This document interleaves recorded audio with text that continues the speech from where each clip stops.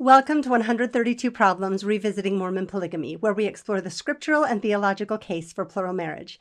I want to start by again thanking all of those who have subscribed to this channel and who click the like button on these videos, and especially any of you who have donated. Anyone who hasn't yet subscribed, if you would take a second and go ahead and do that, it would be great. And also the links are below for anyone else who would like to donate. I very much appreciate your support. This is episode 64, which is going to be the first in our series of either 2 or 3 episodes, depending on who I hear back from, on the priesthood ban. So today we're going to go over some of the history and the justifications and the theology behind that, and kind of talk about it in relation to polygamy. And I hope that it will be useful to you. Next week will be an incredibly important episode, in my opinion. I'll be talking to Marvin Perkins. I'm going to link his videos below so that you can watch them in preparation. I'll link them next week as well. You don't have to watch his videos first, but I think that he has done some of the best work on this topic that there is. So I hope that you will enjoy these episodes, and thank you for joining me as we take the deep dive into the murky waters of the priesthood ban.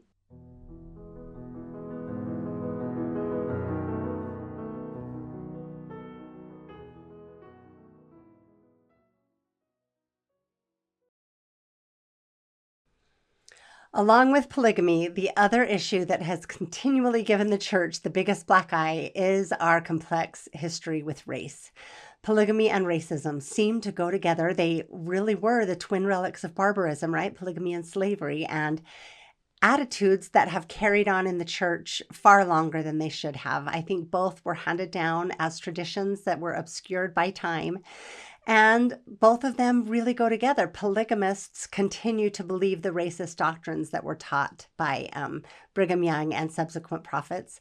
So everyone that I know of who still supports and believes or lives in polygamy also supports and believes the racist ideas that were taught, which is really fascinating and troubling. Both of those things I think are fascinating and troubling. So today I want to look at this issue of race in the church and the doctrines that we have been that were taught for so many years. I want to kind of break it down and see where we are now, what the history is, where we came from, and then apply it to help us learn what we can learn from it, to liken it to all of the other false traditions, because I think understanding this one issue gives us insight into other issues and helps us to know, hopefully, how to do better, how to not be so susceptible to false traditions.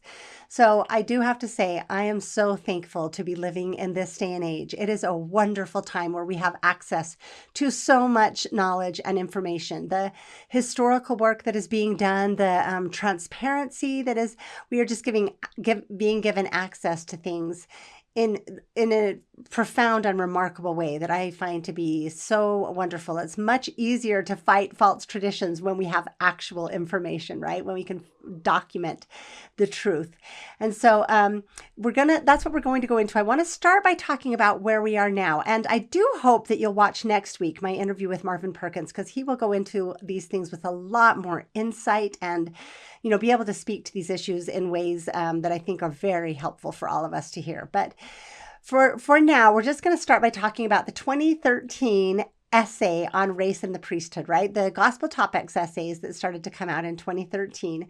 They have one on race and the priesthood. It's a little bit, I have a little bit of a love-hate relationship with the Gospel Topics essays for various reasons. I really kind of tend to have more of a hate relationship with the polygamy ones, but even the race one is tough for me.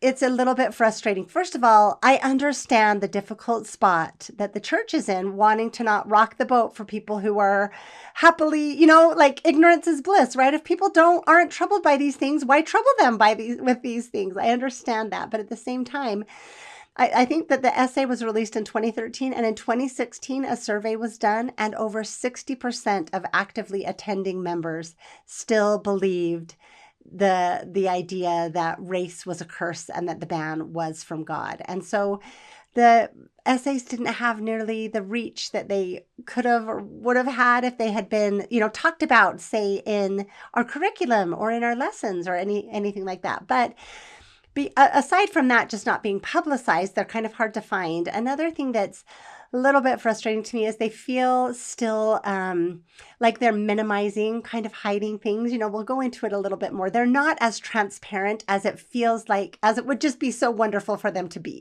I know that when you've been hurt by somebody, what you really want is for them to just say, I'm so sorry I hurt you, right? And acknowledge it and let you feel heard and seen. It's really hard when it's kind of like, it wasn't that bad. Oh, come on. When they minimize what they did rather than that really is a barrier to healing and to repair. And so I think that it's just a good policy to be like, this is what was done. We are very sad about it. And this is what we would like to do going forward. That's the feeling I wish I could have from this essay, and it's not quite what I get. So there isn't to me, I didn't sense an expression of genuine remorse in the essay, which I would like to have. I think it would be really nice to recognize the harm, express the remorse, and then state how we're going to do all we can to not repeat those mistakes. But so I don't think that this essay does that well. I'm going to link it below. I won't read it in this episode. We'll just talk about it a little bit. I am very thankful that it includes these words. Today, the church disavows the theories advanced in the past that black skin is a sign of divine disfavor or curse, or that it reflects unrighteous actions in the premortal life. That mixed race marriages are a sin, or that blacks or people of any other race or ethnicity are inferior in any way to anyone else. So I'm glad that it states that so bluntly. I also find it kind of appalling that in 2013 still that had to be stated, that we had to say we don't hold racist views, they're all disavowed. I mean, it's kind of like that wasn't officially stated. It wasn't disavowed until 2013 is shocking to me, but I'm so thankful that it was done. It is a big statement, and it directly contradicts and disavows so many previous teachings by previous leaders. That's one of the challenges, right? That's the really yucky place we get ourselves into with some of our false ideas. They all kind of build on each other to where we're trapped in, like I've said before, when you tell one lie, it leads to another. And we get stuck in this pretzel where we can't be honest because we have to support these false traditions. And so I'm very glad that they were willing to do that. It also says church leaders today unequivocally condemn all racism, past and present, in any form. So I'm very thankful for that. I will say, the sense that I get from this and some other more recent events that we're going to talk about, I kind of get the sense that our church leaders feel like, I am sympathetic to the tricky spot there. And I just happen to believe that the best, in any kind of relationship, including a church relationship or a congregation, the best policy is to, like I said, recognize the harm, express remorse, be completely open and honest, don't minimize, don't hide, and instead it's kind of like, if we condemn racism, then we can be on the right side without having to actually express remorse or acknowledge that we ever weren't on the right side, right? And I know this statement by Elder Oaks, and I know that people get uncomfortable if I'm critical of church leaders. That's not my intention, but I am trying to look at the situation, and sometimes we need to look at it, right? So this statement by Elder Oaks, it has been interesting. In a Tribune story that we published on Tuesday, Elder Oaks, you were quoted as saying that the church doesn't seek apologies and we don't give them. And of course, this sparked a whole storm on social media about those who wonder how this view comports with Christian theology. Again, wanted to give you an opportunity to respond to that. I'm not aware that the word apology appears anywhere in the scriptures, Bible or Book of Mormon. The word apology contains a lot of connotations in it and a lot of significance.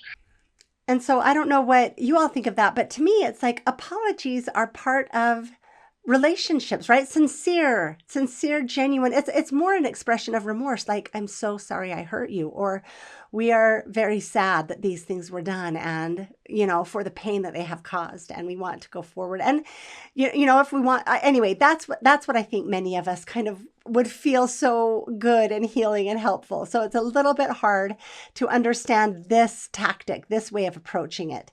It feels like it's not as good as it could be. It's kind of like they keep saying things to condemn racism without acknowledging the racism in our past. And so it's like, it's like not connecting. It's kind of like that when they have in movies where there's someone that speaks a different language. And so the person speaks to them in English and just yells or speaks louder. It's like, that's not the problem. The problem isn't that you're not loud. They're not deaf. They speak a different language. And it's kind of that same sense. It's like, it's not that we need you to condemn racism.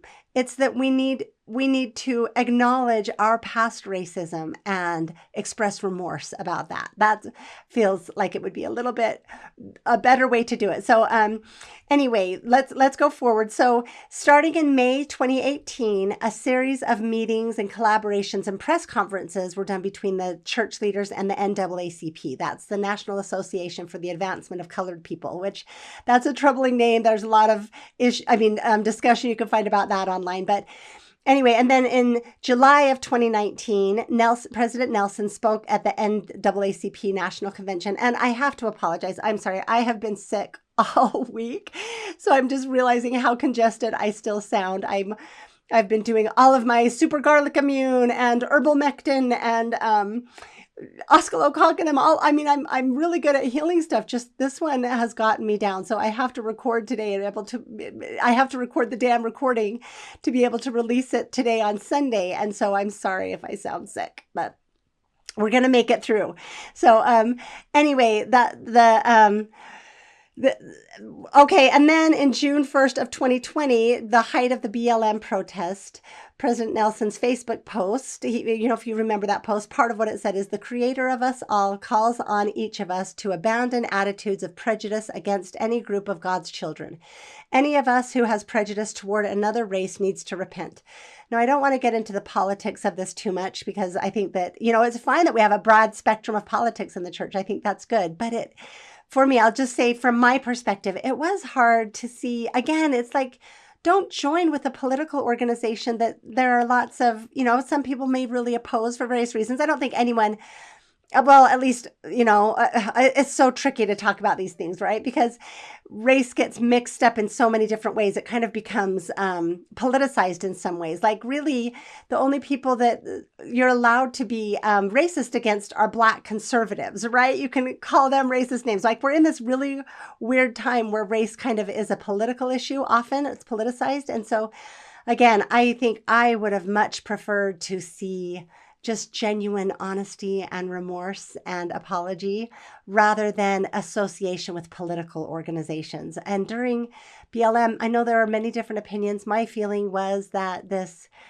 I think that the more we have focused on racism, the worse things have gotten in our nation. And I think it's been unfortunate. So it was hard to feel like our leaders were accusing us of being racist rather than acknowledging the past racism in the organization that they have stewardship over, right? That was hard for me. So, but also there were a lot of lovely things done. There were other things in that post that I thought were quite nice. And President Nelson also co-authored a national op-ed on building bridges and overcoming racism with some of the leaders of the NAACP. And I will link that below as well. I thought it was quite lovely reading through it again. And so anyway, and then in October 22 at conference, still deep in COVID and riots and everything that was happening, both President Nelson and President Oaks spoke on racism.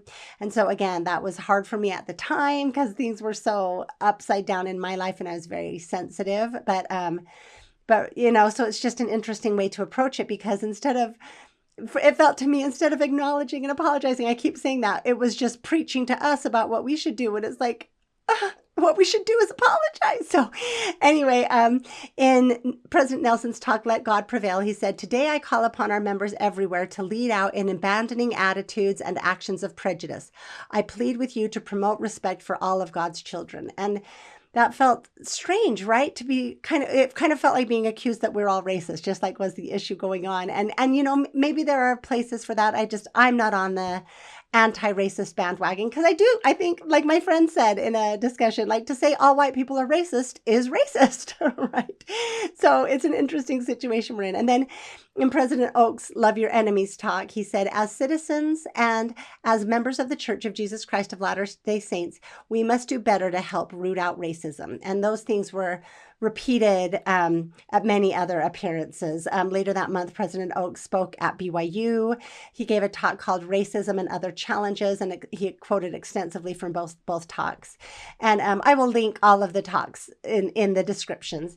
And then in June 14th of 2021, another meeting and press conference announcing with the NAACP announcing LDS-funded scholarship funds through the, I can't remember the organization, the NAACP and another organization that I should have written down, or I should be able to remember if I weren't so sick. And he again said in that press conference, I renew my call to abandon prejudice and promote civility, kindness, and mutual respect. We seek to build bridges of cooperation instead of walls of segregation. And so, you know, we all have our perspectives on it, but I definitely have mine. So it did just feel like, how is this the right fix? How does this fix it? You know?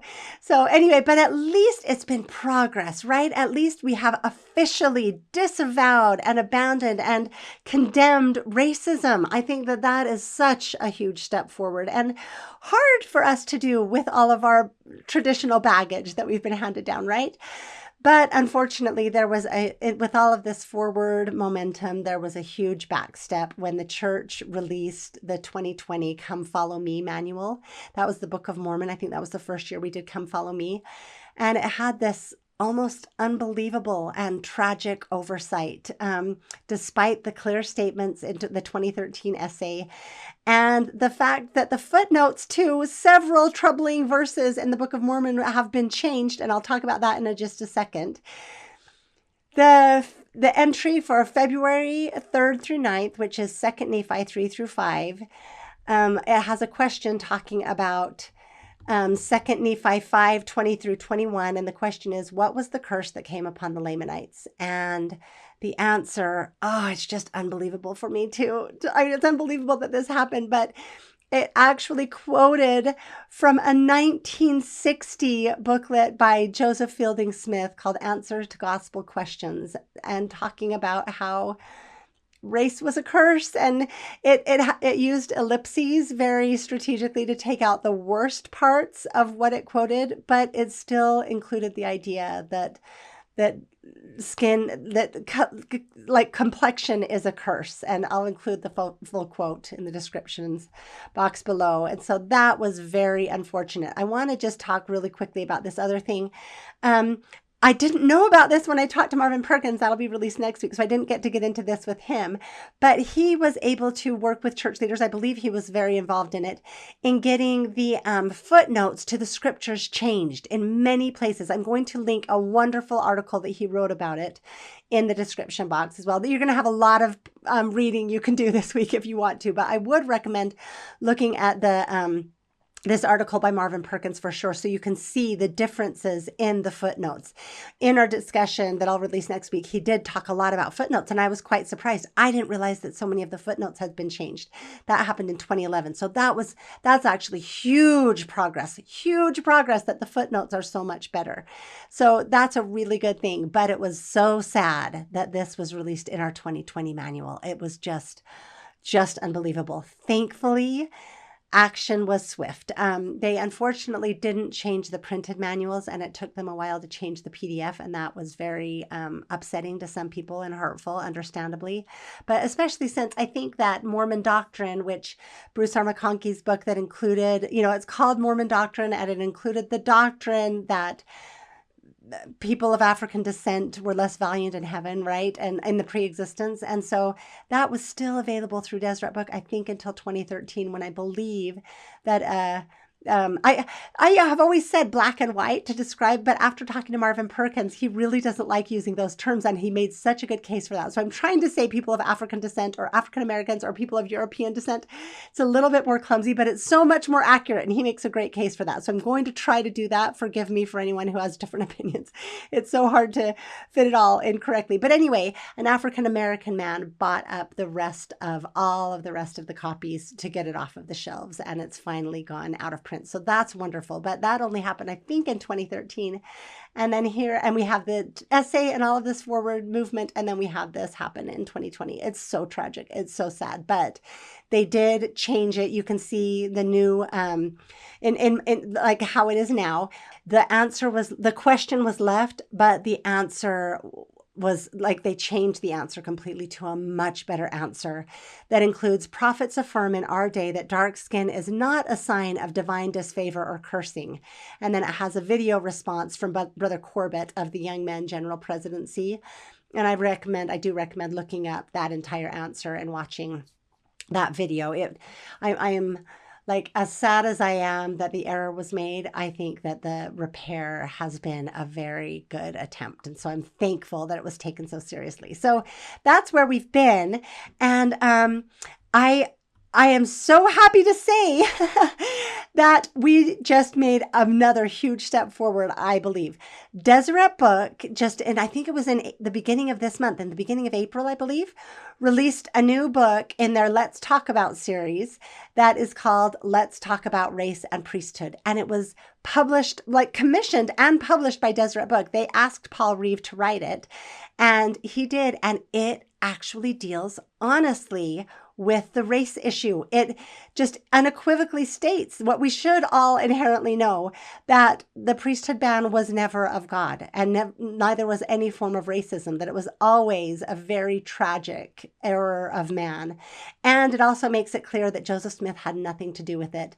It shows the bits of information we have to show where it came from, that it was very much started by Brigham Young and was supported and carried on by many leaders who then started to claim that it was Joseph Smith had started it, right? And and that it was commanded by God. So that's part of what I think is fascinating, because my personal opinion is that the same exact thing happened with polygamy. I think that this is not a coincidence, right? That these things go together and have been the biggest mistakes in the church.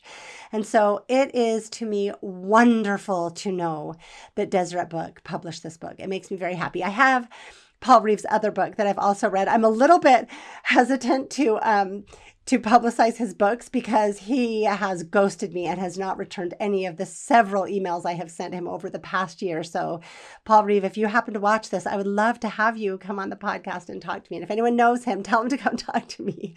But anyway, I'm very, very thankful for this book. I actually really, really appreciated it. So I highly recommend it. So we're going to talk about some of the history that's in this book and in Lester Bush's paper and in I've sourced broadly to get this information. And this is a very just oversimplified, cursory explanation of these events. There's no way that this is such a big topic. This has been weeks of preparation to try to pare this down to what I wanted to talk about. So I know there are so many things I'm going to leave out, and maybe someone please in the comments, let me know anything that I left out. I'm sure I'll be kicking myself afterward, but at least the information will be there. So this is a big topic, and there is so much information on it. So, I'm going to do my best to just go over it broadly. So the first thing that we know, and this is well documented, we'll go over some of it. Joseph Smith was actually quite progressive for his time in many ways.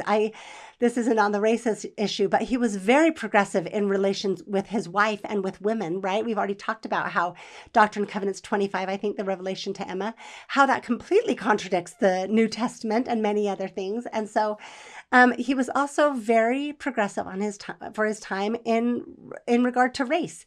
For the first 20 plus years of the church, there were no racial barriers whatsoever. Joseph, through his revelations and his practices, his life, he demonstrated that the gospel was and should be open to all. We're going to go over some of those scriptures in a few minutes.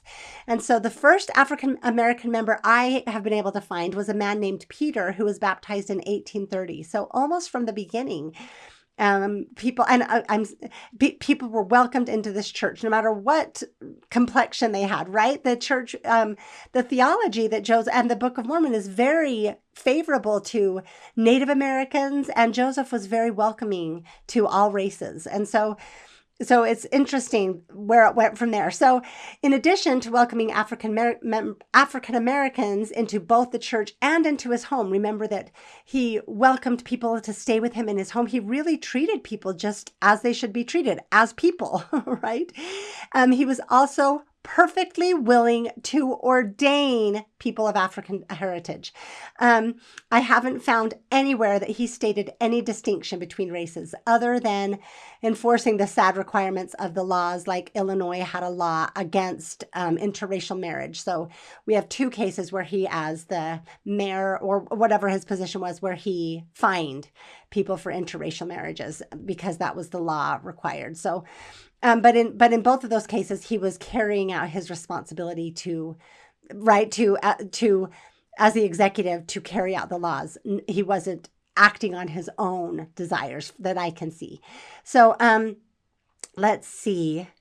Oh, and I do have to say, so the ordination of any African American at that time was a huge deal, because now in the church, every 12-year-old boy is automatically ordained.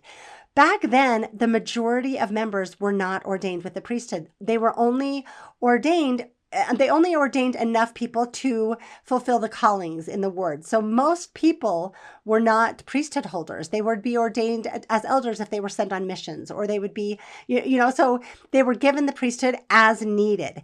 And so when you have some Black people ordained when the majority of people of European descent, of white people, were not ordained, that's a really big deal, right? It's not just that all of the European, when I'm saying white and Black, please know what I mean is European descent and African descent. There's really no such thing as Black or white. As Marvin Perkins says, we're all just different shades of brown, and that's exactly right. And I think the reason it matters so much is because it causes us to misunderstand Scripture when we say Black and white, and that's why it really is important. So anyway, I'm going to do my best. But so anyway, that's why that was such a big deal. Elijah Abel is the man who we have the best records of his life. He served 3 missions for the church. I believe his last one was, I won't remember how old he was, maybe 73, 75, maybe older. I don't know. But his last mission, he actually gave his life for the church. He died as a result of his last mission. He was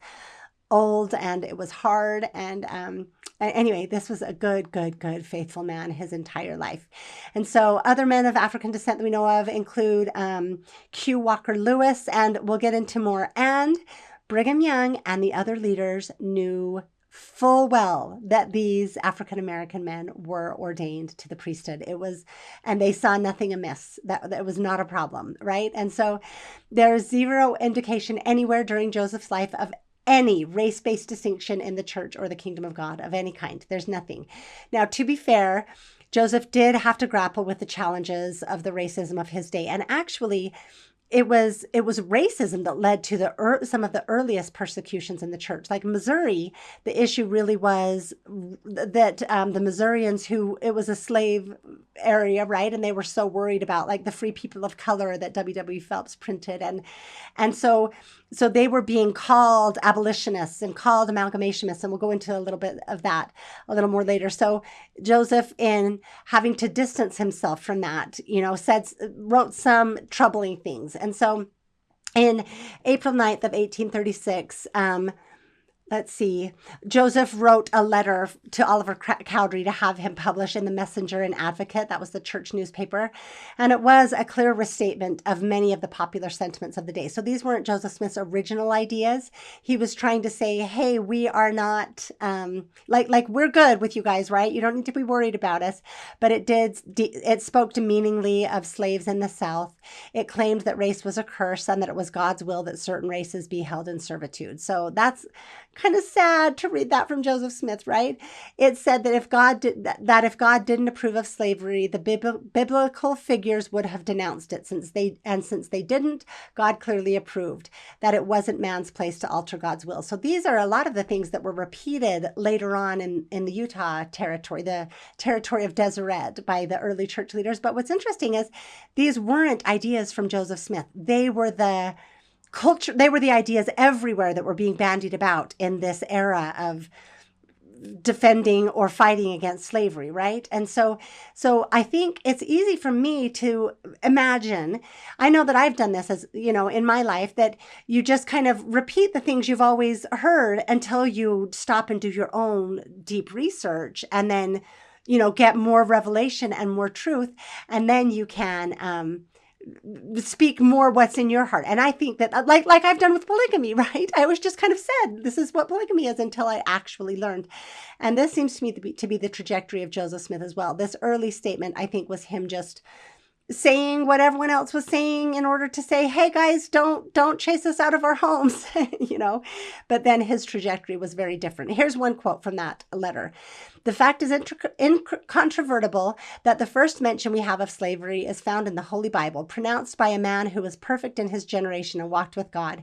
And so far from that predictions being a verse from the mind of God, it remains as a lasting monument of the decree of Jehovah, to the shame and confusion of all who have cried out against the South in consequence of their holding the sons of Ham in servitude.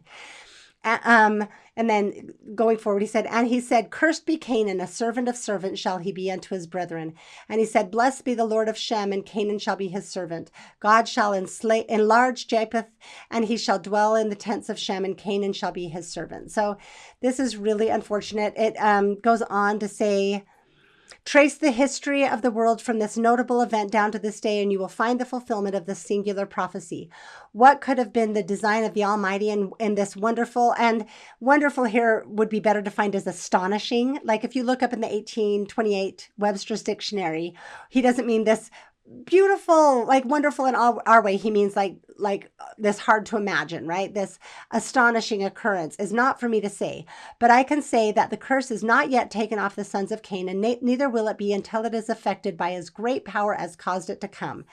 And so what I find really interesting here is that that's the exact same argument that's made for polygamy, right? Like Abraham was a man who was called perfect in his days and walked with God. And if polygamy had been wrong, God would have told him that polygamy was wrong. And here he's saying the exact same thing about slavery, right? I find it fascinating. First of all, you can make a better case for slavery than you can for polygamy, because Abraham wasn't actually a successful polygamist, right? He had, as I've said so many times, it was an attempt at surrogacy, and then Hagar and Ishmael were abandoned, right? It was spousal and child abandonment. So it's not a good example of polygamy. But what we do know is he did have slaves, manservants and maidservants, right? And so that's really interesting that he made that same case for slavery. I guess what I hope is that since we can all see that that is not a good case for slavery, right? God allows us all to be in the culture that we are in, and hopefully improves us over time. But that's not a good defense. We would never now say, hey, Abraham had slaves and God would have told him not to if it was wrong. Hopefully we all know that slavery is wrong. Hopefully, except people who are still polygamists and still believe polygamous doctrine. And so we can say the same thing about polygamy, right? That we can't use the argument that Abraham was a polygamist and walked with God and God didn't say it was wrong. It just doesn't hold. It's not a good argument at all. Interestingly, Joseph Smith did not continue in this mindset at all. So even he disagreed with this later on. And as I said, it was a popular sentiment of the day that he was repeating, not his own views. So we're going to go on and talk a little bit more. I do think I will keep stating that it's fascinating that these were called the twin relics of barbarism, slavery and polygamy. It's really true. That is a very accurate title of these two things. And so they're both holdovers from ancient Old Testament culture that mankind should have progressed far beyond before now. And I mean, before it did, and especially in the church. So I do think, as I was saying, that it is fair to not take this as Joseph's deepest or final views.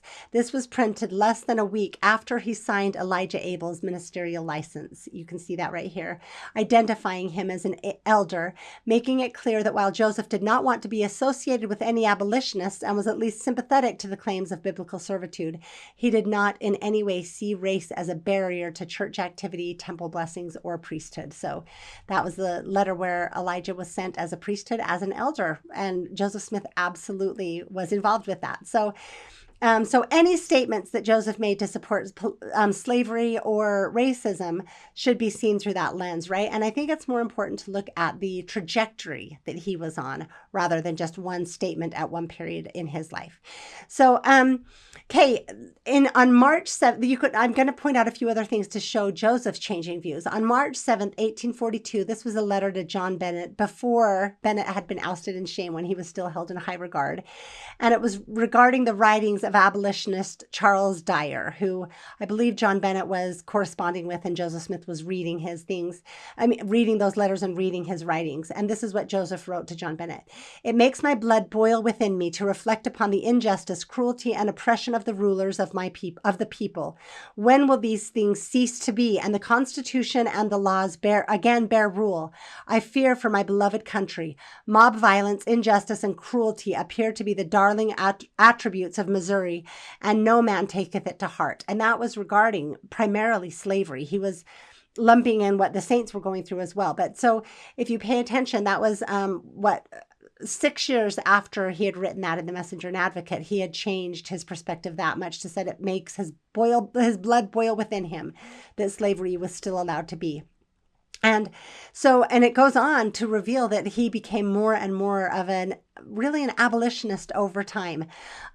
January 1st, 1843, this is in History of the Church, Volume 5, page 217. Elder Hyde inquired about the situation of the Negro. I replied they came into the world slaves, mentally and physically. Change their situation with the whites, and they would be like them. They have souls and are subjects of salvation.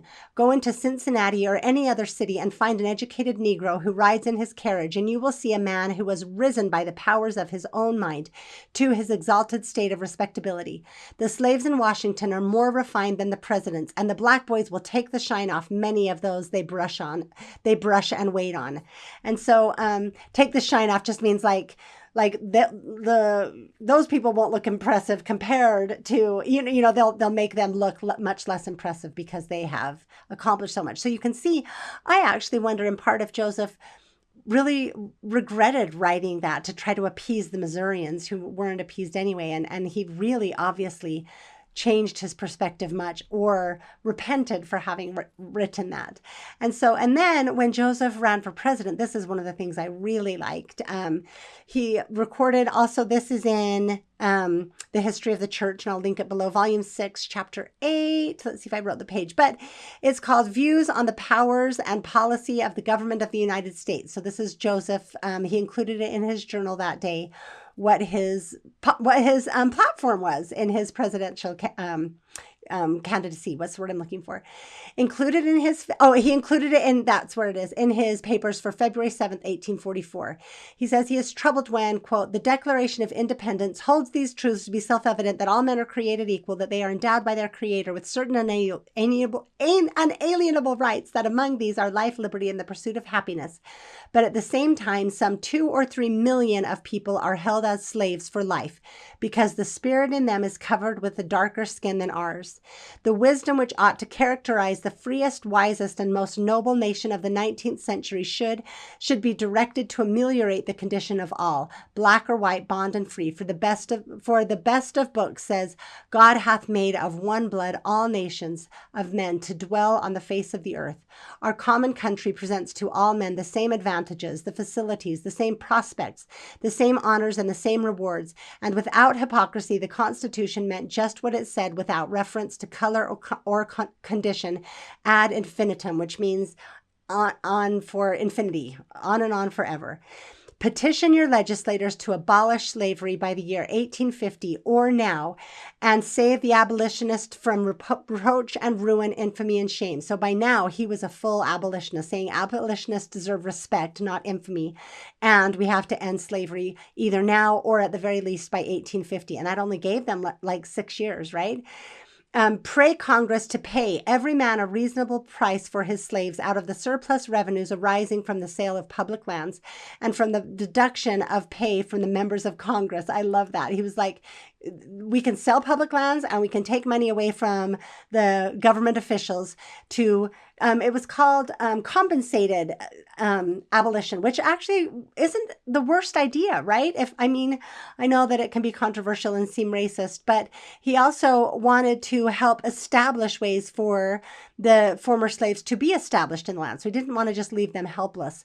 But actually, this sounds like a good option compared to the Civil War, which killed more Americans than any other war, every other war combined, right? He goes on to say, break off the shackles from the poor black man and hire him to labor like other human beings. So by that time, by 1844, his views were very strongly in favor of equality, really. And I think that that's something we need to pay attention to, especially as we go forward and see what happens. So that was the situation of Joseph Smith's death. This statement from 1844 is the last one I can find before, because he was killed just a few months later, right? So that was the situation when he died. And I want to point out also that I get really frustrated by the constant claims that Joseph was racist and taught and promoted racist doctrine, and that the Book of Mormon and Pearl of Great Price are racist. And the Doctrine and Covenants. I just heard, I think it was John DeLynn a little while ago, say that in every single thing Joseph wrote, it had this racist doctrine. I so strongly disagree with that. So again, I'm going to talk with Marvin Perkins next week to give more insight. But I think that we're going to go over a little bit to show that actually that's not the case at all. Every single potentially troubling verse in the Book of Mormon we're failing to understand what it's saying. The Book of Mormon is a profoundly anti-racist book, just as it's a profoundly anti-sexist book, right? The Book of Mormon does not support racism or polygamy. Quite the opposite. The Doctrine and Covenants, you can't even find a verse in there to misunderstand, to claim that it's racist. Like, search the Doctrine and Covenants for black and white and race and all of those words, and there's nothing there, which I find to be profoundly interesting. Next week, Marvin will talk about the idioms of the Old Testament that are the best evidence for the Book of Mormon, because it uses those same Old Testament idioms that would have been the time that it was written. And those idioms are not present in the Doctrine and Covenants because they weren't still present in Joseph Smith's time. That's fascinating to me and really important, right? And so anyway, so we're going to go on to just talk about some of these verses quickly that show how much the Book of Mormon and the Doctrine and Covenants do not support this. There are over a dozen verses in the Doctrine and Covenants. I'll quote some of them quickly that talk about that the gospel must go forth to all the world. And it says, when it talks about creature, when it says creature, it means as defined by all humans, every creation of God, right? And there's a couplet or a parallelism in Doctrine and Covenants 1:28-23 that helps us understand creature better. It says, let all the sons of God shout for joy, and let the eternal creations declare his name forever and ever. Like the creations of God are the creatures that this is talking about. It's all of the children of God. So I'm just going to read a couple of these quickly. Doctrine and Covenants 18:28. And if they desire to take upon them my name with full purpose of heart, they are called to go into all the world to preach my gospel unto every creature. How can you go into all the world and preach the gospel to every creature if you only go to Europeans, right? Or people of European descent? 58:64. For verily the sound must go forth from this place into all the world and unto the uttermost parts of the earth. The gospel must be preached unto every creature with signs following them that believe. 68:8. Go ye into all the world, preach the gospel unto every creature. Going on to 9. And he that believeth and is baptized shall be saved, and he that believeth not shall be damned. It had to do with your testimony, your actions, not your race, right? 81, go ye into the world and preach the gospel unto every creature that cometh unto the sound of your voice. 84:62, therefore, go ye into all the world, and whatsoever place you cannot go, ye shall send, that the testimony may go from you into all the world unto every creature. Going on to 64, that every soul who believeth in your words and is baptized by water for the remission of sins shall receive the Holy Ghost. And then 1:12:28. This is the last one I'll read. But purify your hearts before me, and then go ye into all the world, preach my gospel unto every creature who has not received it. And he that believeth and is baptized shall be saved, and he that believeth not and is not baptized shall be damned. Right? So that is a pretty strong declaration of what the revelation of what God's will is and what Joseph was bringing forward. Right? I think that if Joseph had these racist ideas, they would come through in his writings, in the revelations that he received, and in the Book of Mormon. With the priesthood ban, Brigham Young went directly against all of these things, and even personal revelation given directly to him through Joseph Smith and the other 12 that followed him in that path. So this is the one I found the most fascinating. This is section 124, verse starting at 127. I give unto you my servant Brigham Young to be a president over the 12 traveling council, which 12 hold the keys to open up the authority of my kingdom upon the 4 corners of the earth, and after that to send my word to every creature. They are Heber C. Kimball, Parley P. Pratt, Orson Hyde, William Smith, John Taylor, John E. Page, Wilford Woodruff, Willard Richards, George A. Smith. So every single one of those apostles, the only 2, William Smith and John E. Page, were the only 2 that didn't come west. Every single one of those apostles had been given this revelation directly by name to open the keys they were given were actually the authority to open God's kingdom upon the 4 corners of the earth and to send word to every creature. So they were given a directive, a revelation directly from God that should have told them that there could be no restriction based on anything to do with any of the children of God, right? So I find that to be very fascinating. And then also, let's read a couple of the Book of Mormon. I just want to, I hope this isn't boring to you. It's important to make it clear how strong the case is, again, in the scriptures, that there is no racial ban in God's eyes or in Joseph Smith's eyes. So Book of Mormon, this is 1 Nephi 19:17. Yea, and all the earth shall see the salvation of the Lord, saith the prophet. Every nation, kindred, tongue, and people shall be blessed. Right? This is Mosiah 15:28. And now I say unto you that the time shall come that the salvation of the Lord shall be declared unto every nation, kindred, tongue, and people. How can you do that if certain nations and kindreds and peoples are rejected? So 2 Nephi 26:24. He doeth not anything save it be for the benefit of the world, for he loveth the world, even that he layeth down his own life, that he may draw all men unto him. Wherefore he commandeth none that they should not partake of his salvation. Behold, doth he cry unto any, saying, Depart from me? Behold, I say unto you, Nay. But he saith, Come unto me, all the ends of the earth, buy milk and honey without money and without price. Behold, hath he commanded any that they should depart out of the synagogues or out of the houses of worship? Behold, I say unto you, Nay. Hath he commanded any that they should not partake of his salvation? Behold, I say unto you, Nay. But he hath given of it free for all men, and he hath commanded his people that they should persuade all men to repentance. Behold, hath the Lord commanded any that they should not partake of his goodness?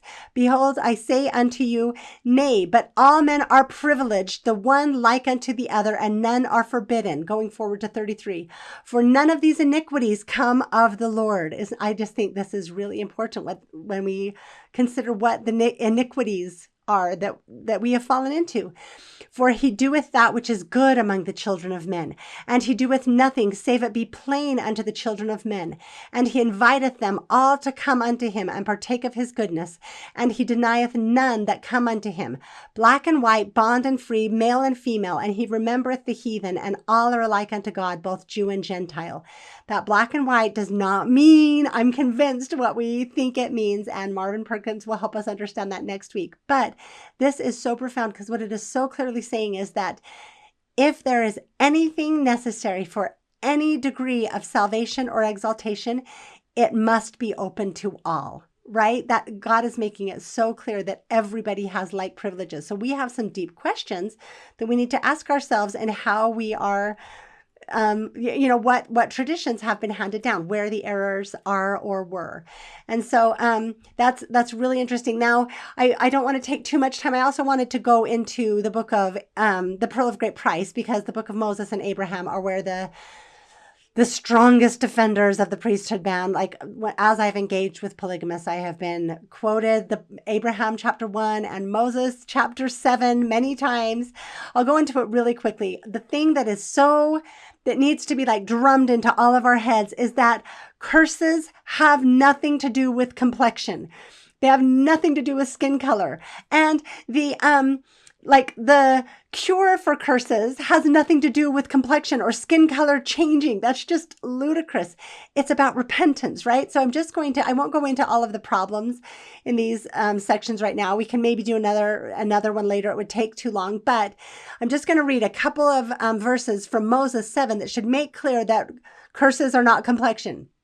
Verse 8, for behold, the Lord shall curse the land with much heat. Verse 10, and the Lord said unto me, go to this people and say unto them, repent, lest I come out and smite them with a curse and they die.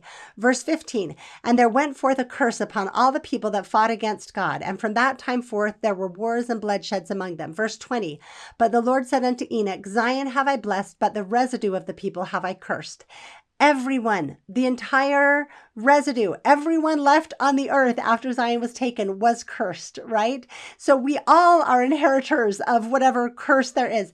It does talk about, well, we'll go into it a little bit more. The defense of these racial ideas and curses are so strange. It's this kind of really illogical amalgamation of people and scriptures with a lot of creative additions. It's very similar to polygamy. The scriptural case is weak. It is not sound.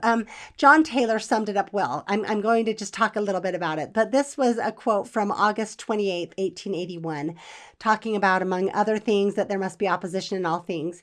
He said, after the flood, we are told that the curse that had been pronounced upon Cain was continued through Ham's wife, as he had married a wife of that seed.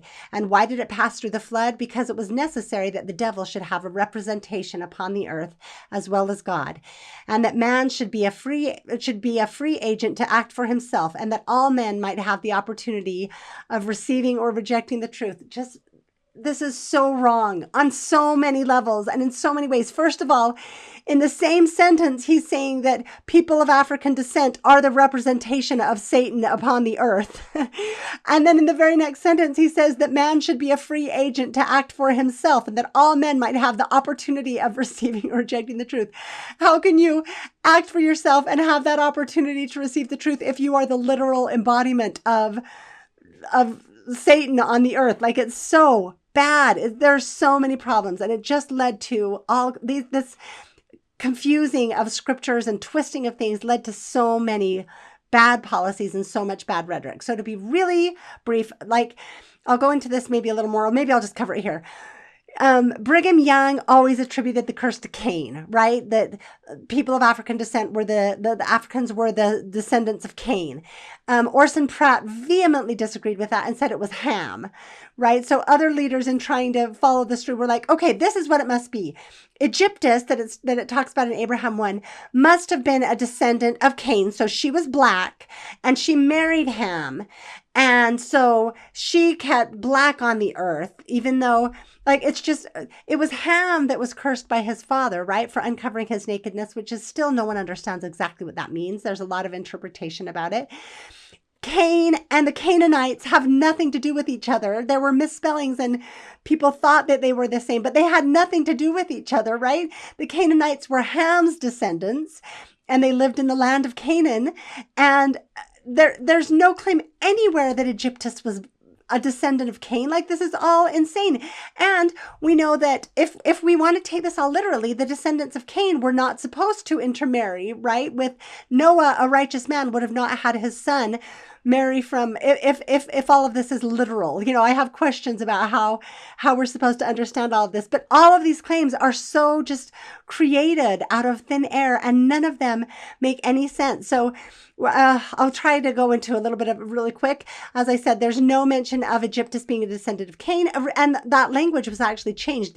Originally, when it was printed in 1835, it spoke of Zepta and Egyptes. That was a mother and a daughter that it talks about as Egyptus, right? That they were changed later on, and so no one even knows if they're talking about the mother or the daughter. It's all so confused. And it was Ham that was cursed, not like the curse of Canaan came through Ham, not through Egyptus, right? They just ignore that. And then even if we did want to make it a race, about race, Egyptians had the same complexion as Israelites. They both, Egypt and the land of Canaan, both border the Mediterranean Sea and the Red Sea, right? You have to get much further south to get into really dark complexions of the more equatorial continent. And so that doesn't make any sense in any way. And then it ignores the idioms, right, that we're going to talk about next week that are really, really important, though, because they tell us the actual meanings of the words and the symbols that are used. And above all, it completely fails to realize that all people includes all races, and taking the gospel to every creature in the four corners of the earth would mean people of all races, of all skin colors. So it completely disregards the Book of Mormon and the revelations that they were directly given. So again, it takes these much more obscure things, twists them to mean something they never meant, and completely disregards their own revelation and the cornerstone of our religion. I think that's a really big problem. If there are seeming contradictions in Scripture, what do we prioritize, right? Ideally, we prioritize what is most directly of God, which I think is often, anyway. Oh, and we prioritize love and inclusiveness, always. That's what we do. So these are such bad false claims, and they cannot be supported anywhere. So during Joseph's life and after his death, I will say this, I'll go into it a little bit more, but like I said, Brigham Young said it was Cain, Orson Pratt said it was Ham. They both agreed that there was a curse, but they disagreed very much on the origin of it and the reason for it. So they had heated debates on it. And then since then, everyone else kind of amalgamated it together to try to make sense, like we just heard John Taylor do. And then as it was passed down, it just kind of became like people didn't have to think about it anymore because they were raised on it. So they stopped looking at it with any kind of a critical eye, trying to understand it. They just were like, oh, it's the curse of Ham and Cain. It just kind of went together. And that's how it seemed to happen to me. It's really interesting to watch these false traditions get embedded and see how that happens. So Brigham Young absolutely knew, after Joseph's death, he absolutely knew of the inclusiveness of the church, and that African Americans were in the gospel and were ordained. And so, but it seems, my impression, and this is me, I think that as he grew in power and in confidence, he became more free to express his own views and to make it his own way. I think that's kind of what happened with polygamy. Someone asked in a group why Brigham didn't reveal polygamy until 1852 and why he did at that time. And I kind of think it was like he was getting more and more confident, more and more used to authoritarian power, right? I think that maybe a similar thing was happening with race, because he also revealed the race doctrine in 1852. Not a very good year for the church. So we're going to look at maybe how some of the things that might have been involved in that transformation. So two important names to know are William McCary and William Appleby. So, and it's possible, I don't know whether Brigham Young already had these attitudes kind of but didn't have he wasn't in charge, so we couldn't say them, or if different things happened that shifted his views, like I think might have happened with Joseph Smith. Maybe the same thing happened with Brigham Young. The important thing to recognize is the trajectory. Joseph Smith started out here, went here, right? Brigham Young started out here and went here. Like his trajectory was the opposite of Joseph's. It's really interesting to see what happened. So, okay, the first one, William McCary, was a bizarre guy. He was a former slave who joined the church in 1846, and he was married to a woman of European descent, Lucy Stanton. He was married to a white woman. And note that Brigham and none of the other apostles expressed any disapproval of that. And William McCary, he claimed to be Adam, and his proof that he was missing a rib. So he was a performer, and he just seems like quite a character. He was an entertainer and a preacher and a performer and a musician who would have people feel his missing rib to see that he was Adam. And so, but the important thing is that in March of 1847, so this was only a few weeks, I think Brigham left on his first trip to the Great Basin to Salt Lake in April. So I think it was just a week or a couple of weeks later. This was right before Brigham left with that first vanguard to go to Salt Lake. He met with William McCary and his wife, right? William McCary also claimed to be a Lamanite rather than black, to try to defer some of the racism. He's an interesting guy. But they had this meeting. It was with 8 apostles and William McCary and his wife, and it included Brigham Young and several other leaders. And it was a long meeting. The topics included William McCary's prophetic gifts as well as race. William McCary insisted that they examine his missing rib. But the thing that I find most important, he complained of the racism that he experienced, that he and his wife experienced as an interracial couple and as him as a black man, and that's why he claimed to be a Native American. And so anyway, in response to his complaints of racism, Brigham sounded very similar to Joseph before his death and what he said. This is what was written in the notes, the quote of Brigham Young. "It's nothing to do with the blood, for of one blood has God made all flesh." So just like Joseph Smith, he quotes Acts 17:26. But then Brigham Young claimed that the saints did not discriminate in anything, including priesthood authority. To make his case, he talked about Q. Walker Lewis in the Lowell, Massachusetts branch. He said, this is a quote of Brigham Young again, "We have one of the best elders, an African in Lowell, a barber." Q. Walker Lewis lived in Lowell, Massachusetts, and was a barber and was a black elder, right? And so, who was highly respected and beloved. Brigham Young, we have him on record saying there's nothing to do with race. You're not discriminated because of race. In fact, we have one of our best elders as a black man in Lowell, Massachusetts, who's a barber, talking about Q. Walker Lewis. So we have Brigham on record knowing this and approving of it right before he came to Salt Lake.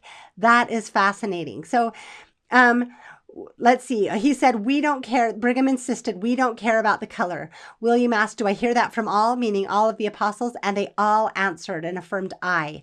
William said, "If anyone molests me, I will come to Brother Brigham." So we have that on record. Isn't that fascinating? That's so important to know. It is just the clearest evidence possible that Brigham Young absolutely knew that Joseph instituted no priesthood ban, and that the gospel is revealed by Joseph, the gospel from God as revealed by Joseph was meant to be universal and open to all. So that then Brigham Young went to Utah, and less than, I guess, 5 years after that, we had a full throttle racial ban. So one other important thing that happened just as Brigham Young came back was, let me say, William McCary I don't know if he had something to do with shaping the opinions of people. I know that Parley Pratt said some pretty troubling things that became part of the dialogue. So William McCary ended up leaving and trying to take members with him. He became a polygamist, I believe. I'm pretty sure he did, and tried to get people to follow him. So this was Parley Pratt when he was upset that people were not following the 12. He said, "Ye who want to scatter, go and scatter to the 4 winds, for the Lord can do without you, and the church can do without you. For we want the pure in heart to go with us over the mountains." He says something about James Strang. Then he says, "If they want to follow this black man who's got the blood of Ham in him, which lineage was cursed as regard to the priesthood," that was also their choice. So he's also quoting the blood of Ham thing. But remember, that was not from the church. That was the common sentiment being argued in defense of slavery. That wasn't from the. Does that make sense? I hope that makes sense. That wasn't a unique doctrine. He was just quoting the zeitgeist of the time. So it was already there.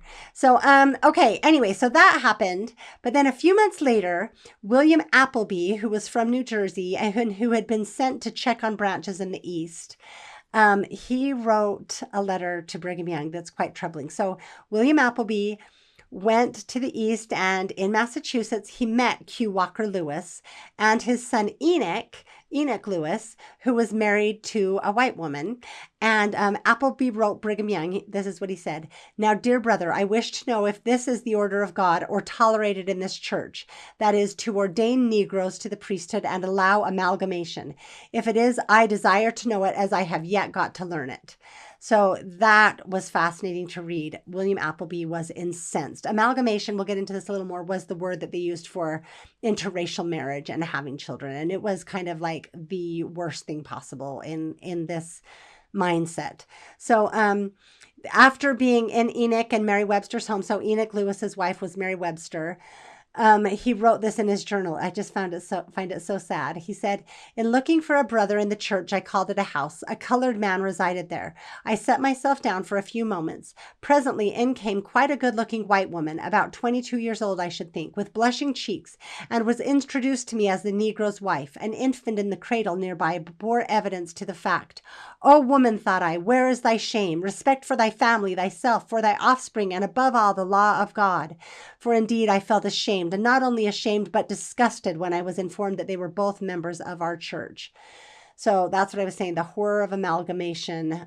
It's just frustrating because I have to wonder if these people express the same horror of slave masters who had sexual access to their enslaved their females, that, you know, it's just, I find it to be really troubling, really upsetting, especially when you consider that Section 132 allows concubines, which is exactly that, slave women that you have sexual access to, right? And so it's hard to know what his real, anyway, it's hard to read that. And what I wish, like if Joseph Smith had gotten that letter, I like to imagine that he would have responded with a loving, but firm rebuke, right? But that doesn't seem to be what Brigham did. So I will say that amalgamation was the boogeyman. Like if you wanted to really discredit people, like kind of like calling people Nazis now, right? You would call them amalgamationists. Like they tried to say that the abolitionists weren't really for ending slavery. They were for amalgamation. They wanted Black men to marry your white daughters. Oh, scary, scary thing, right? And so it was very hotly contested in this day and age. And even Joseph seemed to not be for amalgamation.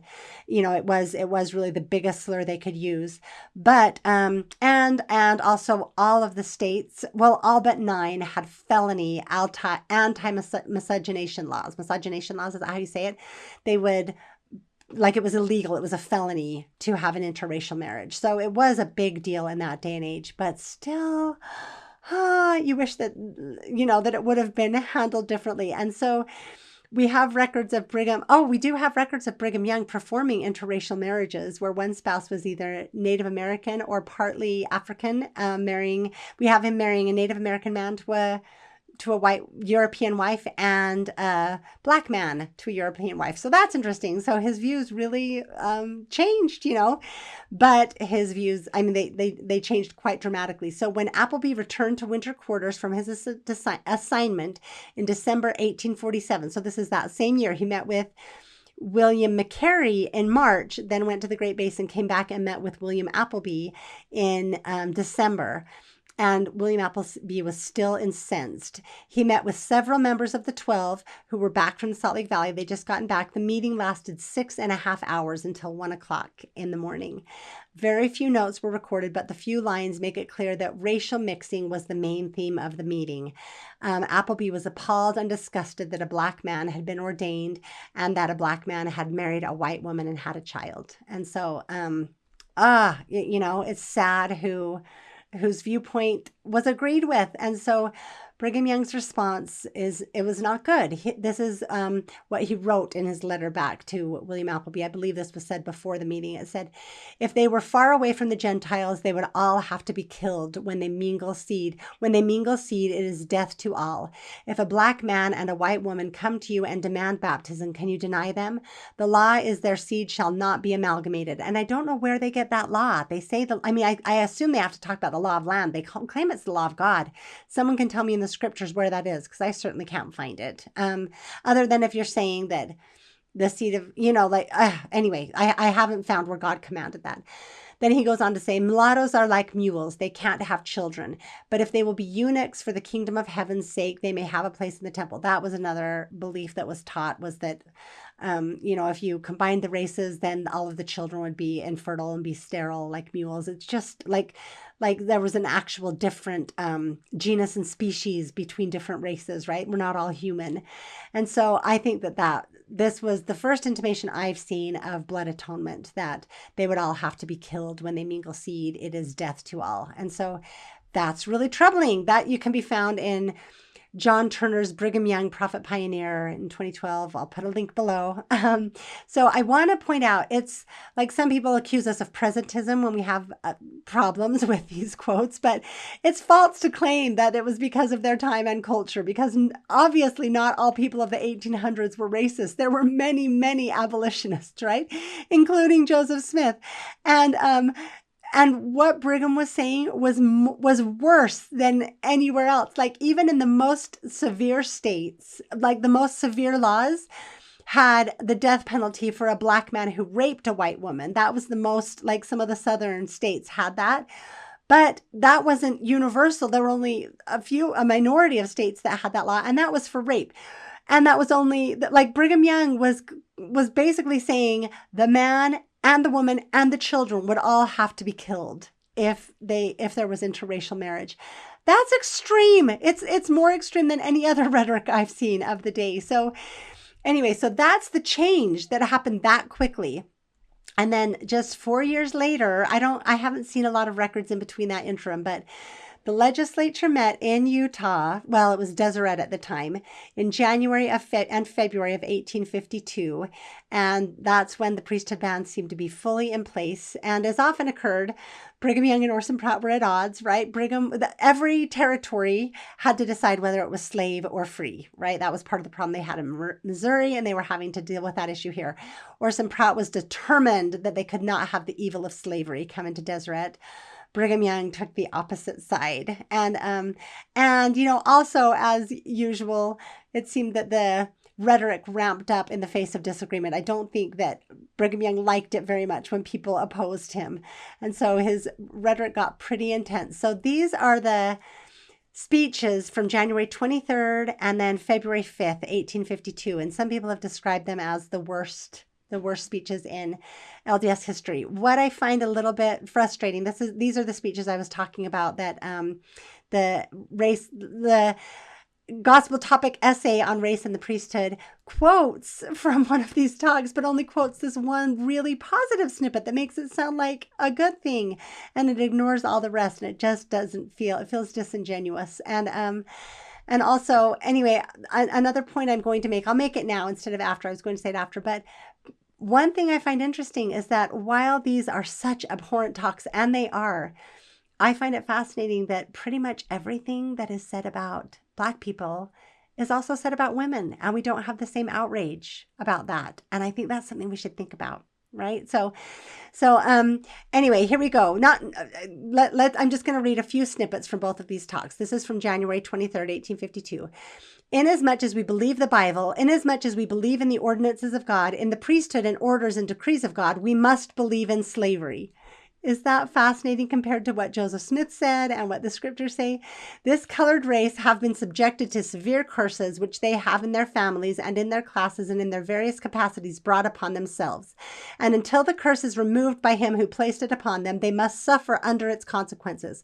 I am not authorized to move it. I am a firm believer in slavery. He goes on to say, the African enjoys the right of receiving the first principles of the gospel. This liberty is held out to all these servants. So he's saying they can be baptized, confirmed, live righteously, and enjoy the Spirit of the Lord. And interestingly, that later was changed because as the decades went on in the mid-1900s, they were intentionally not proselyting to people of African descent. But they cannot share in the priesthood. They cannot bear rule in any place until the curse is removed from them. They are a servant of servants. Now, suppose that we should have a servant and he should be a Negro. Is that all right? It is perfectly reasonable and strictly according to the holy priesthood. I loathe the abuses to which the slave in great many instances is exposed. So he goes on to talk about how the slaves in America are better off than the poor in England. That's worse than slavery. And, if you read books like Road to Whig and Peer, he has a point that things were not good in a lot of places in the world. But you should never say they're doing it worse, so what we're doing is fine. That's a horrible excuse, especially from someone that is, a prophet of God. So it's anyway, he goes on to say that, and then he says people contend about slavery to know what it is. We know it exists, and such a thing shall and will exist until the Lord shall remove it. Until then it will and ought to exist. I know it is right, and there should be a law made to have slaves serve their masters because they are not capable of ruling themselves. So that was a troubling one. I think that it's interesting that he says he knows slavery is right. This was just an ironic thing. Doctrine and Covenants 101. So you'll recall that the original section on marriage was section 101 in the original Doctrine and Covenants that was removed when 132 was added. Our current section 101, which I'm glad that it wasn't removed with this him supporting slavery, 101:77 and through 79 says, according to the laws and constitutions of the people which I have suffered to be established and should be maintained for the rights and protection of all flesh according to just and holy principles, that every man may act according to the moral agency which I have given unto him, that every man may be accountable for his own sins at the day of judgment. Therefore it is not right that any man should be in bondage one to another. So it clearly says in the scriptures that slavery is wrong, right? And yet here he is saying, I know it is right. So anyway, isn't that interesting? Section 101, that's a good number. So anyway, he goes on to say, when the Lord God cursed old Cain, he said, until the last drop of Abel's blood receives the priesthood and enjoys the blessings of the same, Cain shall bear the curse. Again, I would like anyone to show me where in the scriptures that is.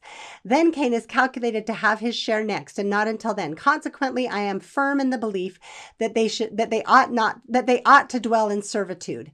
I would like masters to behave well to their servants and to see that every person in this territory is well used. When a master has a Negro and uses him well, he is much better off than if he is free. As for masters knocking them down and whipping them and breaking the limbs of their servants, I have as little opinion of that as any person can have. But good, wholesome servitude, I know there is nothing better than that. So that's a tough one, right? Like, not only is he for the priesthood ban, but he's firmly saying slavery, not only is it like politically expedient, it's good. It's how things should be. There's nothing better than good old servitude. And so then February 5th, his next talk gets more intense. It's a longer talk. I'm not going to read. Maybe I'm quoting too much of it, but I think it's important. So here we go. If this is too long, you can take it in segments. He starts out by saying that Adam and Eve were cursed and were slaves, and that was the beginning of slavery when they ate the fruit. And then he talks about Cain and Abel. He admits he doesn't know which one was older. That's pretty basic Bible knowledge. Brigham really didn't have much use for the scriptures. He said, God put a mark upon Cain, and then I'll start quoting now. What is that mark? You will see it on the countenance of every African you ever did see upon the face of the earth or ever will see. He repeats that God said Cain's posterity would not receive the priesthood until the last posterity of Abel received the priesthood. Again, what does that even mean? When is Abel's posterity done? And where is that written? Quoting again, if there never was a prophet or apostle of Jesus Christ, say it before, I tell you, this people that are commonly called Negroes are the children of old Cain. So right there, he's acknowledging that no apostle or a prophet or apostle has said it before. So he's acknowledging it didn't come from Joseph. He knew it didn't come from Joseph. I know they are. I know they cannot bear rule in the priesthood, for the curse on them was to remain upon them until the residue of the posterity of Michael and his wife received their blessings. There he's talking about Adam and Eve. Now then, in the kingdom of God on the earth, a man who has African blood in him cannot hold one jot nor tittle of the priesthood. Why? Because they are the true eternal principles of the Lord Almighty has ordained. And who can help it? Men cannot, the angels cannot, and all the powers of earth and hell cannot take it off. In the kingdom of God on the earth, the Africans cannot hold one particle of power in government. They should receive the Spirit of God by baptism, and that is the end of their privilege. And there is not power on earth to give them any more power. Then he goes on, he repeats himself quite a bit, making the same, he tends to do that generally in his talks, but I'm skipping around a little bit in this. I'm cutting parts out. Let my seed mingle with the seed of Cain. That brings the curse upon me and upon my generations. We will reap the same reward with Cain. If a man in an unguarded moment should commit such a transgression, if he would walk up and say, cut off my head and kill man, woman, and child, it would do a great deal toward atoning for the sins. Would this be a curse to them? No, it would be a blessing to them. It would do them good that they might be saved with their brethren. A man would shudder should they hear us talk of killing folk, but it is one of the greatest blessings to some to kill them, although the true principles of it are not understood. So he goes on more in depth to spell out the first clear expression of blood atonement. I think I might do another episode on blood atonement because it's important, but it's interesting to me that it grew out of racism, right? It grew out of this. It was first spoken in his letter, his response to William Appleby, and then it's much more explicitly said here. So it's interesting how the father of lies, right? Like Lucifer loves to get us believing of lies, and one bad lie, one bad idea begets another. And that sure seemed to happen here. So he repeats several times, goes on to say, let this church declare that it is right to mingle our seed with the black race of Cain, that they should come in with us and be partakers with us of all the blessings God has given to us. On that very day and hour we should do so. The priesthood is taken from this church and kingdom, and God leaves us to our fate. So that would mean, according to Brigham Young, the church has no more power, right? All of the blessings are gone from us because we have allowed people of African descent to come in and be partakers of all of the blessings of the kingdom. The moment we consent to mingle the seed of Cain, the church must go to destruction. Therefore, I will not consent for one moment to have an African dictate me or any brethren with regard to church or state government. He knows, he talks about that others may disagree with him, but he knows more than any of the others do. Here's quoting again. If the Africans cannot bear rule in the church of God, what business have they to bear rule in state and government affairs in this territory or others? This is on the topic of if they should be allowed to vote. If we suffer the devil to rule over us, we shall not accomplish any good. I will not consent for a moment to have the children of Cain rule me nor my brethren. No, it is not right. No man can vote for me or my brethren in this territory who has not the privilege of acting in church affairs. And then this is the last paragraph I'll read from it. Every man and woman and child in this territory are citizens. The Indians are citizens, the Africans are citizens, and the Jews that come from Asia that are almost entirely of the blood of Cain. He's already talked about how they have lost their privilege because they intermarried. It is our duty to take of them and administer to them in all the acts of humanity and kindness, that they shall have the rights of citizenship, but shall not have the right to dictate in the church and state matters. It is for men who understand the knowledge of government affairs to hold such offices, and on the other people make provisions for them to plow and to reap and to enjoy all that human beings can enjoy, and we protect them in it. Not one soul of them would know how to vote for a government officer. They therefore ought not in the first thing to have anything to do in government affairs. What we are trying to do this day is to make the Negro equal with us in all our privileges. My voice shall be against it all the day long. I shall not consent for one moment. I will call a council, I say. I will not consent for one moment for you to lay a plan to bring a curse upon this people. It shall not be while I am here. And that's the end of his speech. And so it's bad, right? It's a bad speech. It quotes one part of this in the Gospel Topics essay where he says, the day will come when the seed of Cain will have more blessings, like all of the blessings plus more than we have now. And that's the one part he quotes, but it's sandwiched in between two other awful statements in all of this. It's so interesting that they quote from this speech at all, and they yet don't acknowledge don't even begin to acknowledge what it really was. And so one thing that I do, again, want to point out is while we are so appalled by this speech, and rightfully so, we should realize that nothing was said about Blacks that in one way or another wasn't also said about women. That last paragraph that I read, it lumps in every man and woman and child in this territory are citizens. So it talks about women in the same context as children and in the same context as all of the people that they are racist against.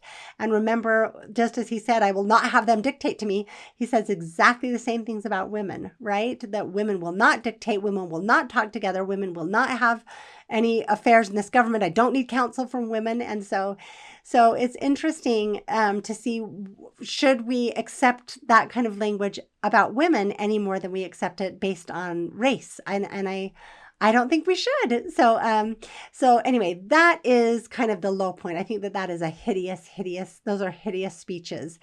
And so one thing that is also a positive, just talking about polygamy and this racism, there was at least no revelation hidden in Brigham's desk, that appeared to threaten people with destruction if they didn't submit to what was required of them because of their race. That's what happened with 132 with polygamy, right? And so I think that we should, instead of listening to all of these awful things that were said by our church leaders, just pay attention to what the Book of Mormon says on both of these topics, right?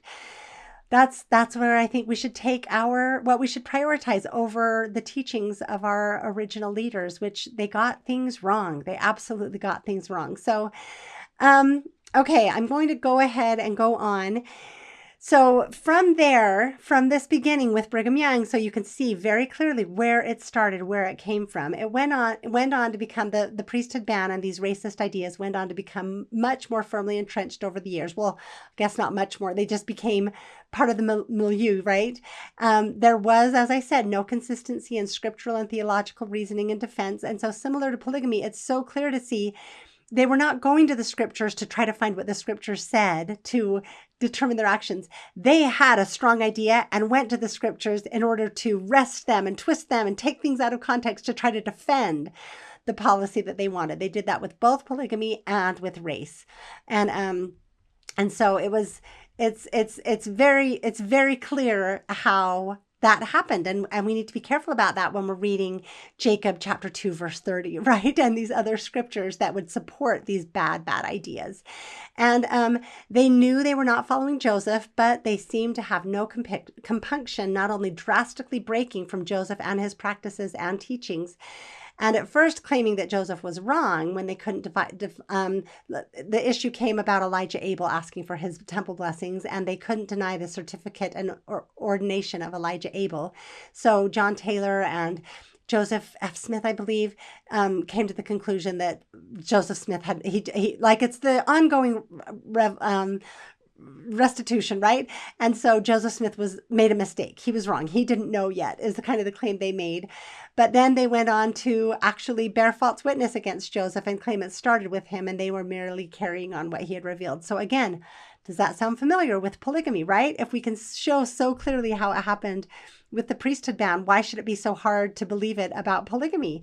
And so Brigham Young admitted in February 1852 that he was the first to reveal it, but it didn't take long for these false claims to emerge. So there have been many, many more awful quotes on this doctrine, more than I could ever scratch the surface of. So I'm not going to dig into all of those terrible things that were said and taught.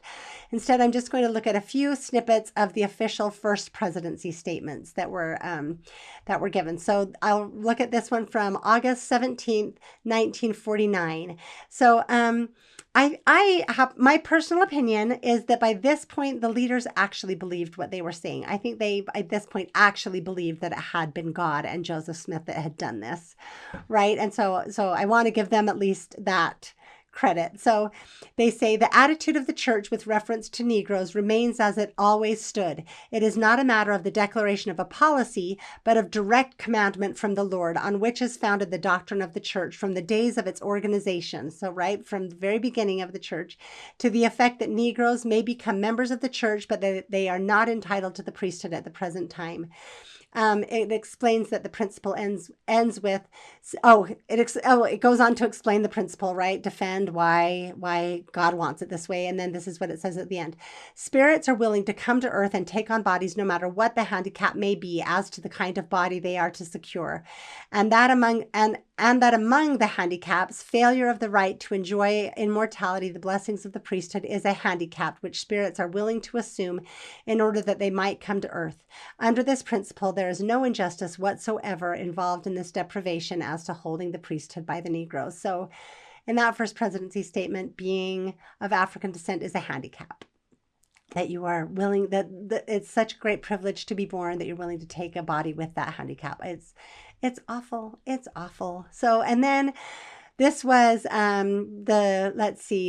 this is December 15th, 1869. And I want to, with all of these statements, like I think that first one was George Albert Smith, J. Reuben Clark, and David O. McKay. And when I looked up George Albert Smith, actually, like all of these leaders did such amazing things. George Albert Smith struggled horribly with his health. He gave his whole life to church service. He was the one that organized, as the president of the church, the humanitarian aid to Europe after World War II. So like the candy bomber, my kids got to meet the candy bomber before he died. And, you know, that was George Albert Smith that did that as well. And he did so many things. He established the welfare program, like a lot of wonderful things. So I don't want to just view them in this negative light. These were like bad ideas that they were handed down and that they continued to believe, unfortunately. So, you know, we can't paint them as black or white. And so this was a statement, December 15th, 1869. And it was first issued to general authorities, regional representatives of the 12 stake presidents, mission presidents, and bishops. But then in January, it was January of 1970, it was released to the entire church. It first claims that discrimination, the ban is not discrimination since nobody has to join the church, and that it should be protected under the Constitution. So it goes on to say, from the beginning of this dispensation, Joseph Smith and all succeeding presidents of the church have taught that Negroes, while spirit children of a common father and the progeny of our earthly parents, Adam and Eve, were not yet to receive the priesthood, for reasons which we believe are known to God, but which he has not made fully known to man. So by this point, it was saying we don't know why, which we kind of still sometimes say that. I'm glad that it's now completely disavowed and we're not saying that officially anymore. But you'll note again, it was from the beginning of the church, from God and from Joseph Smith. And then it goes on again to defend the ban and then says, until God reveals his will in this matter to him who we sustain as a prophet, we are bound by that same will.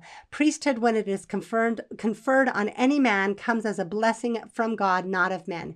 We feel nothing but love, compassion, and the deepest appreciation for the rich talents, endowments, and the earnest strivings of our Negro brothers and sisters. We are eager to share with men of all races the blessings of the gospel. We have no racially segregated congregations. Were we the leaders of an enterprise created by ourselves and operated only according to our own earthly wisdom, it would be a simple thing to act according to popular will. But we believe that this work is directed by God and that the conferring of the priesthood must await his revelation. To do otherwise would be to deny the very premise on which the church is established. So that stated some important things. It is true that we've never had racially segregated congregations, which I really appreciate. But if you read through the stories of so many members and the huge amounts of racism that has been experienced in this church, and still to this day, I called my sister, who she married a black man and her son is black, and she lives in Utah, and I asked, have you experienced anything? And I was so happy to hear that there was a statement that was more ignorant than rude, you know, but she has never experienced racism. That made me really happy. Her son hasn't ever. And so I think that we're doing a lot better on the whole, but to claim that that these people just had nothing but compassion and the deepest appreciation and wanted black people to join the congregations while the priesthood ban was in place, and the way that people were treated, it's really hard. It's really hard to know our history, right? And so I think that one important point that I want to point out here is that this curse doctrine presented a problem since the beginning of the church, right? Because we have Article of Faith number 2. We believe that men will be punished for their own sins and not for Adam's transgression. And so how can we say, but they'll be punished for Cain's transgression or for Ham's transgression, if not for Adam's, right? And so that led to the innovation that it must have had something to do with the premortal existence. That's where we got that they were not valiant in the war of heaven. They were fence sitters, blah, blah, blah, blah, blah. And so what is really stunning to me, I guess, is that nobody seemed to recognize that the exact same problem exists for women, right? Like forever they have talked about the curse of Eve, that, you know, they always quote that her desire shall be unto her husband and he shall rule over her. How many times in the Journal of Discourses and in the Defenses of Polygamy was it said that man is to rule over the woman and she is to be, you know, all of that. And they've never recognized that the same exact problem exists. And that not only like woman is under the curse of Eve for eternity, right? We're to be part of a harem as exalted beings eternally under the curse of Eve. And so that's really strange that that's the exact same problem exists for both things, and yet we've never really addressed it for women. I find that to be interesting and something worth considering.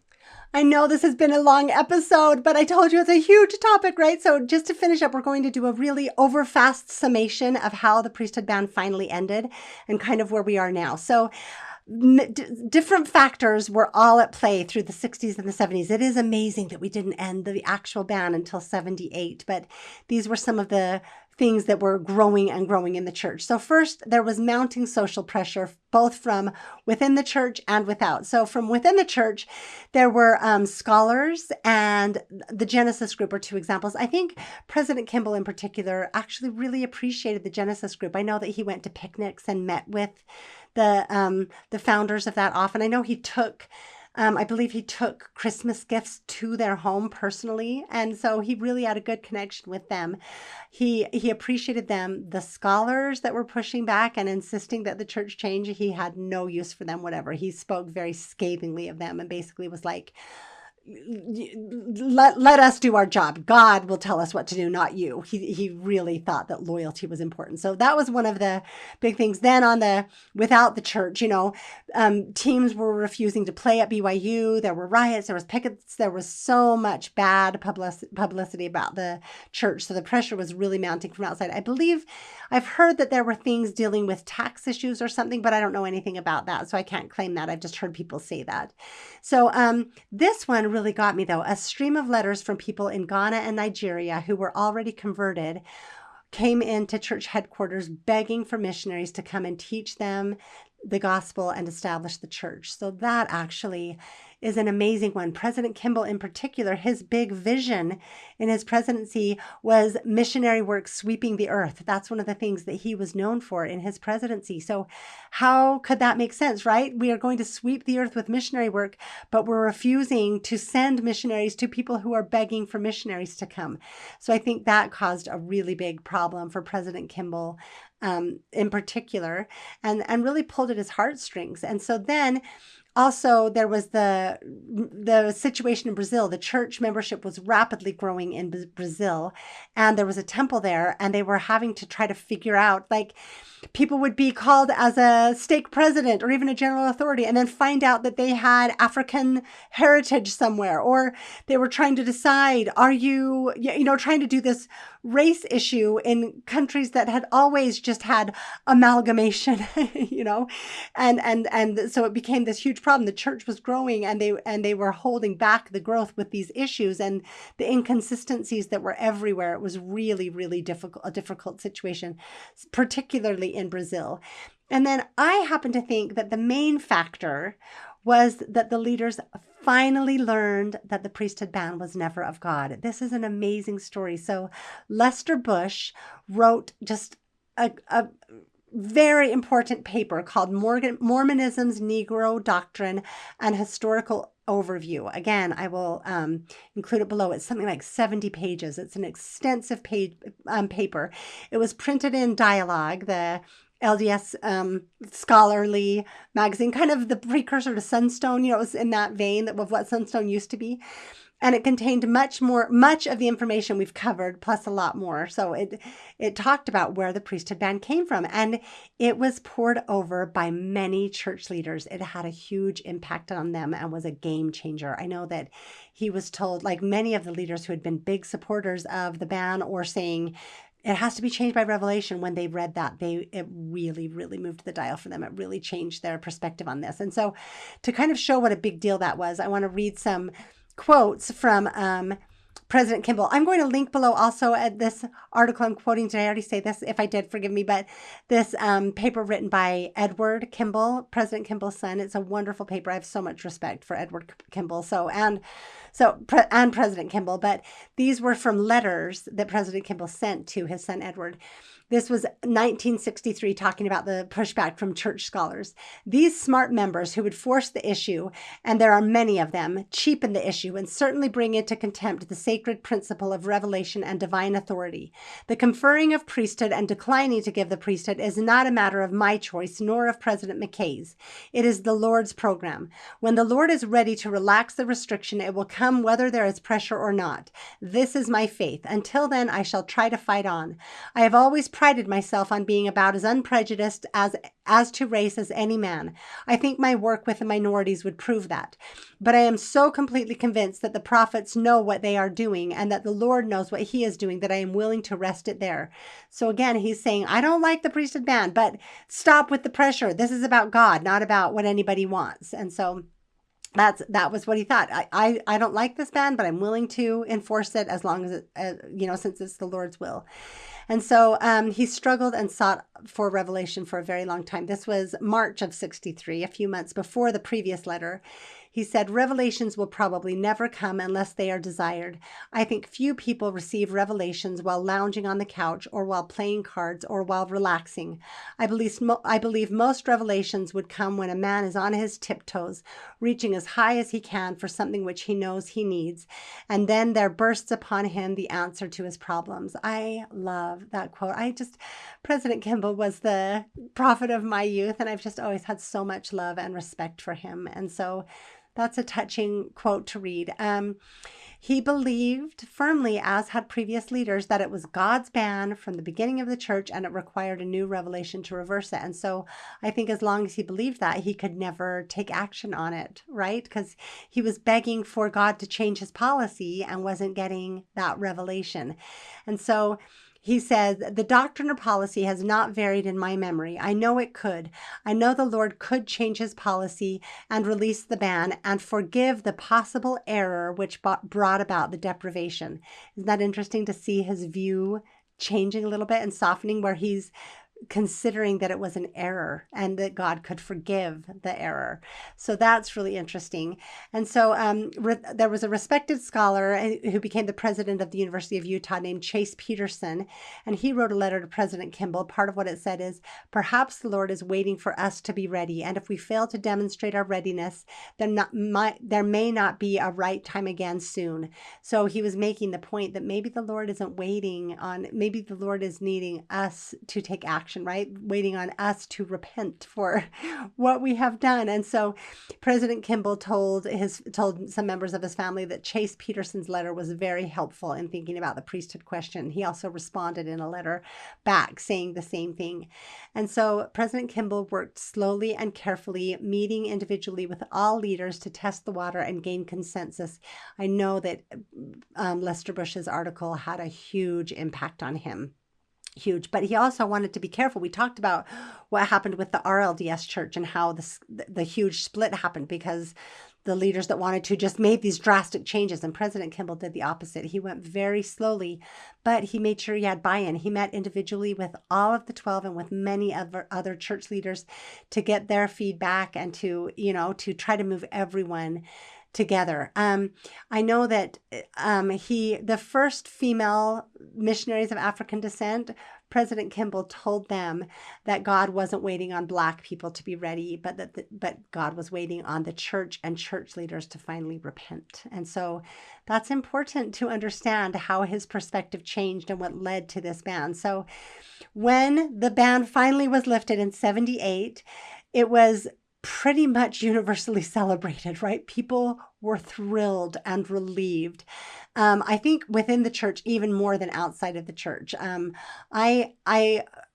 sure that there were maybe racist holdouts. I don't know of any who left the church because they were angry that the ban was undone. Maybe that happened, but even if they did, I mean, that's not a reason to not make the change, right? I'm so glad that they finally made the change instead of continuing in a hateful error. So this is what President Hinckley said about President Kimball, and I think it's beautiful. He said, "Here was a little man filled with love, able to reach out to people. He was not the first to worry about the priesthood question, but he had the compassion to pursue it and a boldness that allowed him to act." So I really, really admire what President Kimball did, right? And how he was open to change. I really am so thankful for Lester Bush writing that article and for the church leaders being willing to listen to what he was saying. And, and for others that were doing that. I guess I hope that in some small way I'm more in the vein of Lester Bush than, Sterling McMurrin or the other Eugene England or the others that President Kimball was so angry at, that I'm more just trying to point out what I see as the history and the scriptures to maybe have more people consider. And so anyway, that's kind of where we have gotten to, but still we ended the priesthood ban, but we still had the doctrine. And that's why, the work is still far from done. Marvin Perkins will talk about that next week, and I think it will be very eye-opening. I know it has been to me, hearing from him and his perspective. So we have so much more work to do. But I think it's so profoundly hopeful that Deseret Book has finally published an honest account. That is such a hopeful step. It's not nearly enough, but I only wish they could do as much about polygamy, right? We ended polygamy before we ended the priesthood ban, yet the theology has continued on for a long time. We still believe in it officially in the church. And I think that just as we've disavowed the racist ideas, I think it would be lovely if we could disavow the sexist ideas. So So this Let's Talk About series, they have the Let's Talk About Race and Priesthood, which I think is wonderful. I really loved it. They also have Let's Talk About Polygamy. Not wonderful. I think I'll do a review of it at some point. It's really hard to see how not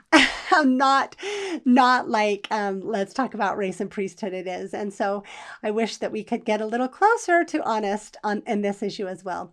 So in light of what we've read and the stacks of quotes we didn't read, all of those things that were said in the past by Brigham Young, by the first presidencies, and by all of the church leaders, and then considering the 2013 essay that says, today the church disavows the theories advanced in the past that black skin is a sign of disfavor or curse, or that it reflects unrighteous actions in the premortal life, that mixed race marriages are a sin, or that blacks or people of any other race or ethnicity are inferior in any way to anyone else. Church leaders today unequivocally condemn all racism, past and present, in any form. Considering what was read, that directly opposes and disavows and condemns clear teachings and doctrines and prophecies, prophetic statements of past prophets. That's really interesting, right? Brigham Young said, if the church ever does this, it will be rejected by God, right? And we've done it. And so I think that it's important to recognize that doing that didn't break the church, right? It helped the church. We don't need to be so afraid of changing errors and disavowing bad things that were said and that were taught, right? So I can't help but hope that we can move further on the race issue and have it more loudly and officially and comprehensively disavowed. I would like to see it be in our lessons. I would like to see it be in all of our manuals. I would like to hear it spoken at conferences, and that would be wonderful. And I really hope that we can move the same direction with polygamy and the sexist teachings that we have gone with racist teachings. That's really what I hope. I think, again, I want to just bring up, by their fruits ye shall know them, right? Both the racial ban and polygamy have caused so many bad fruits. They have caused so many problems, difficulties, complications everywhere, right? All of the issues in Brazil and with the members in Africa and with the bad reputation the church has gotten because of these obviously awful doctrines and policies and practices. Like they have led to really, really bad fruit everywhere. And so I think that, like I said, still in 2016, 60% of members thought that race was a curse from God. That's a bad fruit, right? We need to get rid of that. So that's how we can really know what racism and sexism, polygamy were. They're bad fruits. And I think I just want to close with this quote from Darius Gray in the preface to Let's Talk About Race and Priesthood. He says, "It saddens me that we have yet to rid ourselves of views that have never been from God." And to that, I just have to say amen. Exactly. And he said it very well. So that's the end of this episode. Thank you for sticking with me for this long episode, and I will see you next time.